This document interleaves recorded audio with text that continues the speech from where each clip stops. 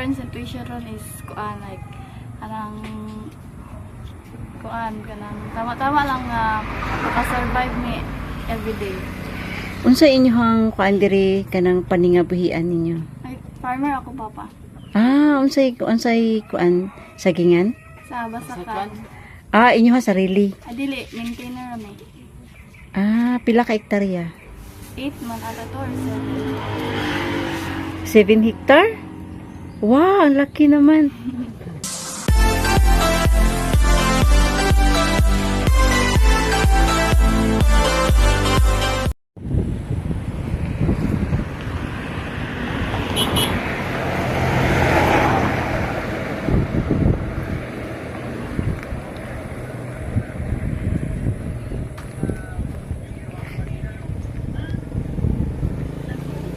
Ayo. Pwede mo lahos. Nay mong mama, Pwede ta mo maistorya. Pwede mo lahos. Pwede ko mag-Tagalog. Pwede na. Ha? Apil ka dito, be. Asa dapit? Dito sa susunod. Sige. Pwede na diri siguro. Pwede na. Sige. Mulahos ko. Okay. Okay. Diri lang ko siguro. Ay, mag-wait lang.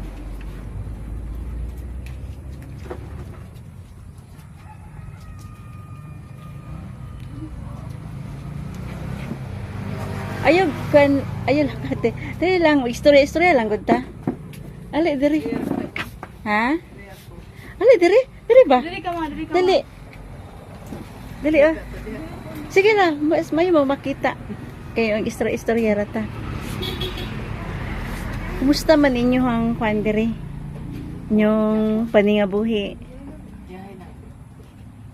Siya nang medyo kuan okay na siya nang dili siya like before bitaw nga gisod ana nang among current situation ron is kuan like anang kuan kanang tama-tama lang nga maka-survive mi everyday.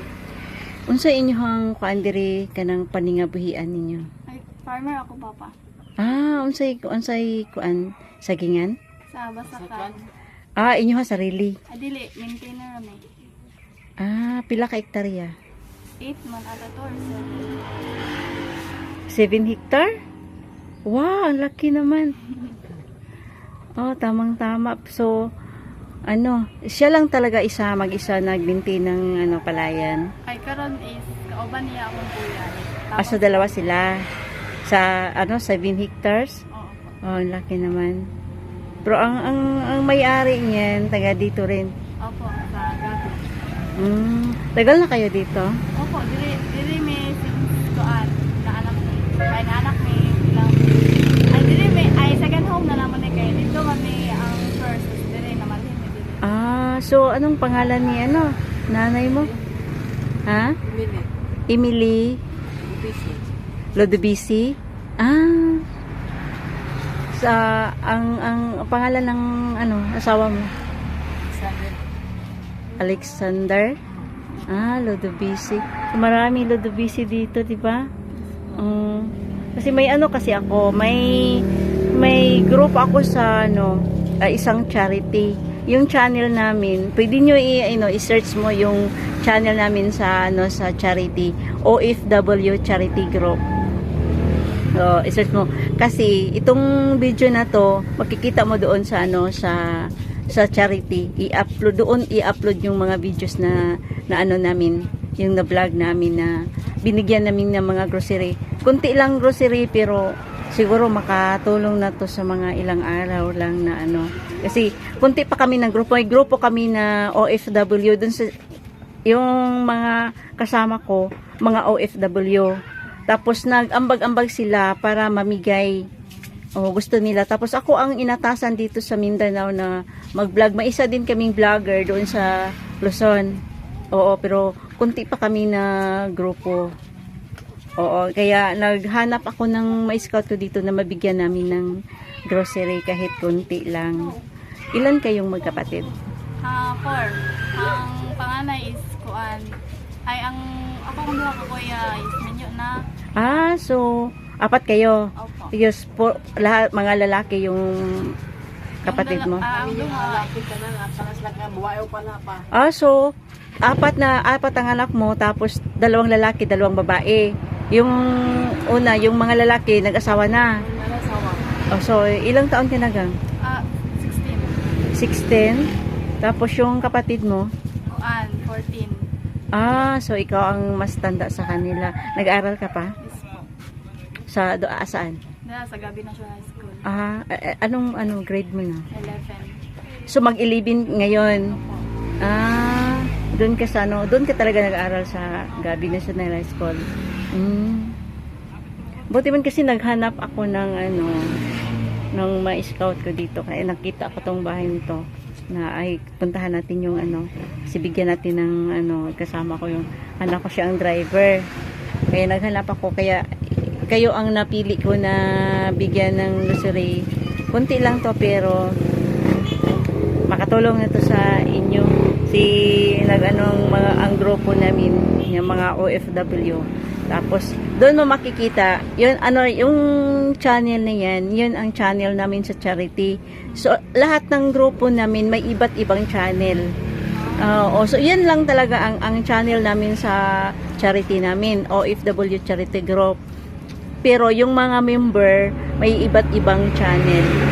So makikita mo dito kung matingnan mo yung channel namin, nandoon yung sa bawat vlog namin, sa last na portion, doon ilagay ang mga pangalan ng mga member at saka mga sponsor. May special sponsor din kami na nagbibigay buwan-buwan.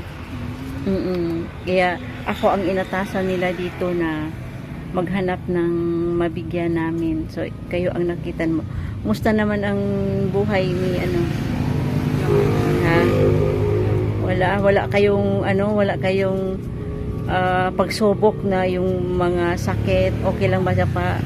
Ay, okay, mabuti naman. Kasi pero mas yung pamumuhay nyo, kasi ang laki ng lupa na sinasaka ng saan yung papa nyo? Nagtrabaho pa. Oo, kasi pang na ngayon, pang na sa palay, pang tanim na, kailangan namang sa ang laki, no? Kapag nag-ani na, ilang sako ang makuha ng tatay nyo, yung sa inyo na talaga? Like, nara sa 14 or 13. 14 sacks. Dili ko sure. Pero mao ko makuan ko sa Discuss mo malaak lakso. Oo. Yung yung mga ba kayo nagtatanim ng mga hybrid? May mga hybrid naman na malaki ang kita. Malaki ang ani. So malaki din ang depende sa panahon if mo baba ang price sa presyo. Pero yung nakuha ng tatay niyo, yung sa kanya na ibibinta niyo lahat, hindi kayo mag-iwan ng para pang dili na mo i-barga mo ra sa ikuan dira para sa mo ang kuan dudso mo. Among stock dira nag-stock kayo para sa ninyo pagkain.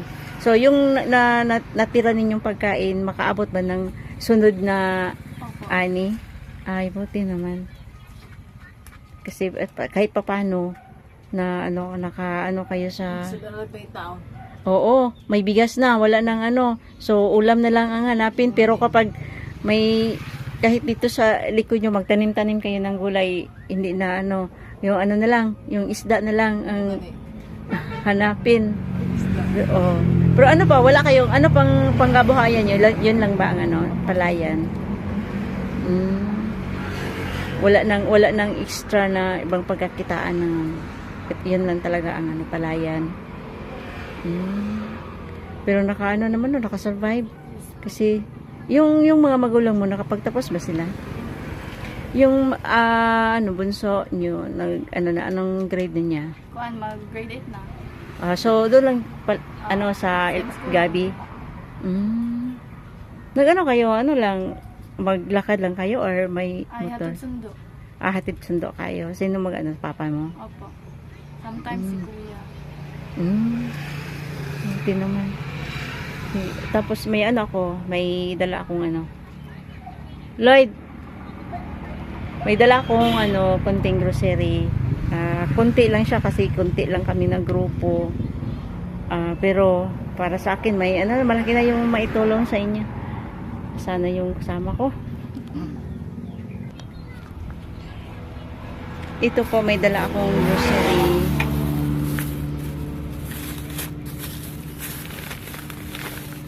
Ito siya yung ano, may sabon, may gatas at saka Milo. Ito naman may ano siya, may dilata, may sardinas, tsaka asukal. Mayroon niya ng kape. Tsaka ito, yung ano, kung asan ang bigas? Ang bugas.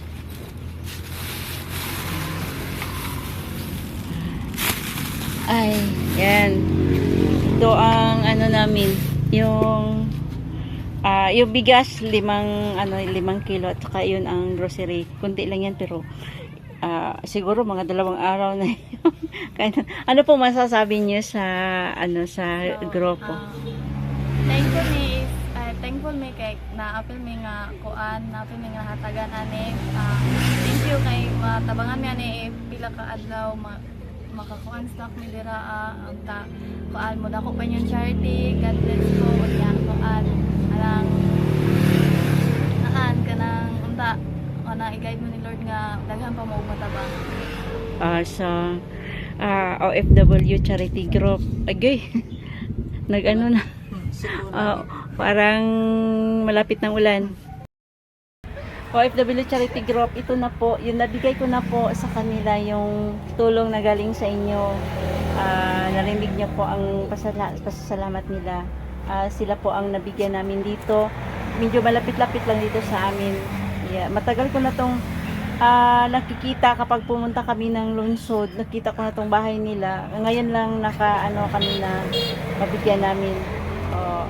Pasensya na kayo, maingay kasi malapit lang sa kalsada. Dito na po, nabigay ko na po sa kanila. Maraming salamat po sa lahat ng mga sponsor. Ayan, so, hindi na kami magtagal. Kasi malapit na ang ulan. Nag-ano na. Maraming salamat. Hindi na kami magtagal. Doon na po. Alis na po kami. Bye-bye na po. Thank you. Cute ang ito eh. Ay, cute! Hello, cute! United of one, yung Shelby Group. Pag-ibig ang dalangin sa bawat kamay na nag-aabot. May pag-asang darating. United of a Shelby Group. Liwanag sa dilim, unting tulong dakilang gawa. Pagmamahalang siyang hingig ng lahat. Bawat ngiti ng tinutulungan.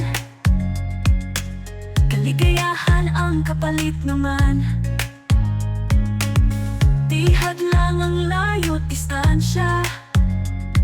Pagmamahal ay walang hangganan. Walang maliit, walang malaki. Sa pusong bukas magbigay silbi. Pagmamahalan at siyang daan nagpupugulot sa ating bayan. United of Value, yung Shelby Group. Pag-ibig ang dalangin sa bawat kamay na nag-aabot. May pag-asang darating. United of a Shelby Group. Liwanag sa dilim, unting tulong dakilang gawa. Pagmamahalan siyang himig ng lahat.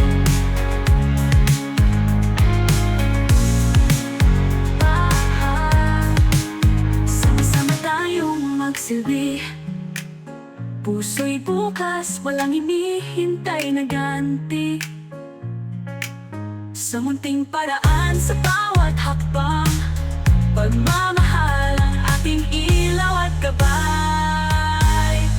United of Value, yung Shelby Group. Pag-ibig ang dalangin sa bawat kamay na nag-aabot. May pag-asang darating. United of a Shelby Group. Liwanag sa dilim,